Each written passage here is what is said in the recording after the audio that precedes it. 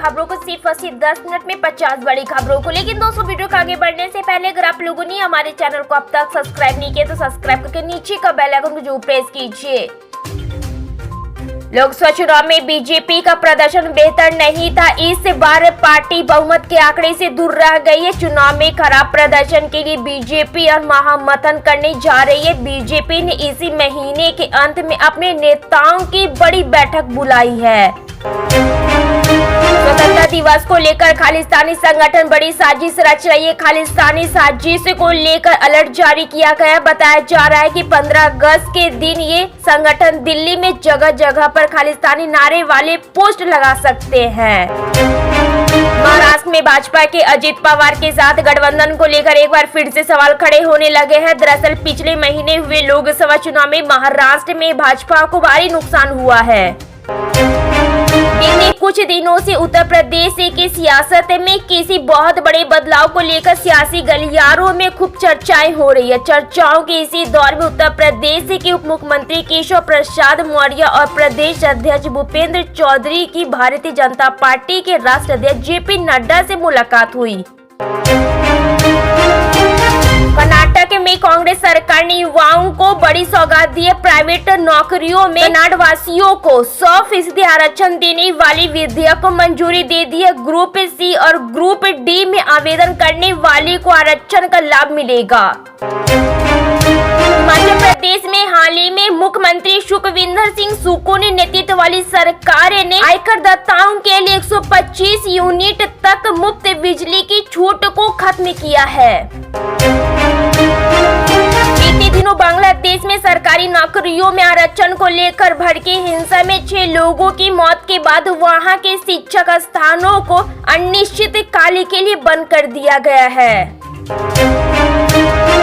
UP में BJP सरकार और संगठन में बदलाव को लेकर खबर आ रही है। चर्चा है कि यूपी में 10 सीटों पर होने वाले उपचुनाव के बाद योगी कैबिनेट में प्रदर्शन के आधार बदलाव हो सकता है। योगी के मंत्रिमंडल में कुछ नए चेहरे को भी जगह मिल सकती है, वहीं कुछ किनारे भी किए जा सकते हैं।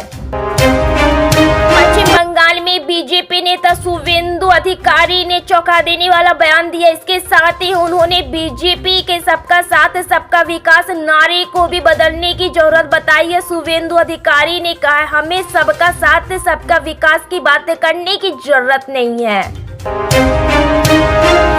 मध्य प्रदेश में फिल्म उद्योग की संभावनाओं को लेकर मोहन यादव सरकार अपनी ओर से हर संभव प्रयास करने का दावा कर रही है। प्रदेश की धर्मी नगरी और देवदास की शंकरगढ़ की पहाड़ियों को फिल्म उद्योग के लिए काफी महत्वपूर्ण बताया जा रहा है। यूपी में 10 विधानसभा सीटों पर होने वाले उपचुनाव को लेकर मुख्यमंत्री आवास पर बैठे हुए, जिसमें सरकार व संगठन के लोग शामिल हुए। बैठक में एक सीट की जिम्मेदारी 3 मंत्रियों को दी गई है। बैठक के बाद बाहर निकले कैबिनेट मंत्री स्वतंत्र देव सिंह ने कहा कि उपचुनाव को लेकर चर्चा हुई और सभी को जिम्मेदारी तय की गई। बांग्लादेश में हजारों की संख्या में छात्र आरक्षण के खिलाफ प्रदर्शन कर रहे हैं और हिंसक प्रदर्शन में 5 लोगों की मौत के बाद शेख हसीना की सरकार ने देश के तमाम यूनिवर्सिटी को अनिश्चितकाल के लिए बंद कर दिया है।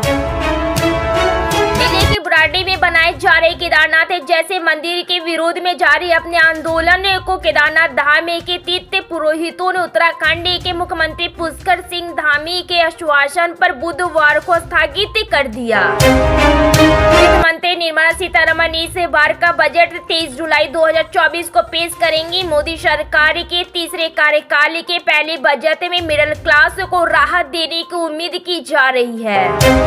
हरियाणा में कुछ ही महीनों में विधानसभा चुनाव होने हैं, लेकिन इससे पहले बीजेपी ने बड़ा दावा चला है। बीजेपी ने ओबीसी वोटरों को साधने के लिए बड़ा ऐलान किया। केंद्रीय गृह मंत्री अमित शाह ने मंगलवार को हरियाणा में ओबीसी की क्रीमी लेयर बढ़ाने का ऐलान किया। महाराष्ट्र में इस साल के आखिरी में होने वाले विधानसभा चुनाव के लिए सभी दलों ने कमर कस ली है। इस बीच बड़ा सवाल यह है कि 2 प्रमुख गुट महायुक्त और महाविकास आघाड़ी में मुकाबला होगा या फिर इस गुटों में शामिल पार्टियां रुख बदलेगी। दरअसल लोकसभा चुनाव परिणाम के बाद यहां कई समीकरण बदल चुके हैं और पार्टियां अधिक से अधिक सीटें अपने पाले में लाने के लिए पत्ते फेंक रही है। ऐसे में उद्धव ठाकरे की शिवसेना यूबीटी ने राज्य की सभी 288 विधानसभा सीटों पर चुनाव लड़ने की तैयारी शुरू कर दी है। वाहन योजना के तर्ज पर महाराष्ट्र सरकार ने लाडला भाई योजना का ऐलान कर दिया है। इस योजना के तहत 12वीं पास विद्यार्थियों को 6,000 रूपए, डिप्लोमा धारकों को 8,000 रूपए और ग्रेजुएट की डिग्री प्राप्त कर चुके विद्यार्थियों को हर महीने 10,000 रूपए दिए जाएंगे। महाराष्ट्र के मुख्यमंत्री एकनाथ शिंदे ने इस योजना को घोषणा की है। शिवसेना यूबीटी प्रमुख उद्धव ठाकरे ने हाल ही में युवा बेरोजगारी का मुद्दा उठाया था, जिसके बाद सरकार ने लाडला भाई योजना की घोषणा की है। सीएम एकनाथ शिंदे ने कहा कि सरकार की नजर लड़का लड़की में फर्क नहीं है, यह रोजगार बेरोजगारी का समाधान लाएगी। लाडला भाई योजना में युवाओं को फैक्ट्रियों में अप्रेंटिसशिप मिलेगी और सरकार की तरफ से उन्हें वजीफा दिया जाएगा। असम के सीएम हेमंत बिस्वा शर्मा ने मंगलवार को रांची में दावा किया कि झारखंड में कुछ महीने बाद होने वाली विधानसभा चुनाव में भारतीय जनता पार्टी जीत दर्ज करेगी। इसके बाद राज्य में डबल इंजन की सरकार बनेगी। हेमंत बिस्वा शर्मा झारखंड बीजेपी के राह प्रभारी है। वह पिछले 1 महीने के भीतर तीसरी बार झारखंड आए।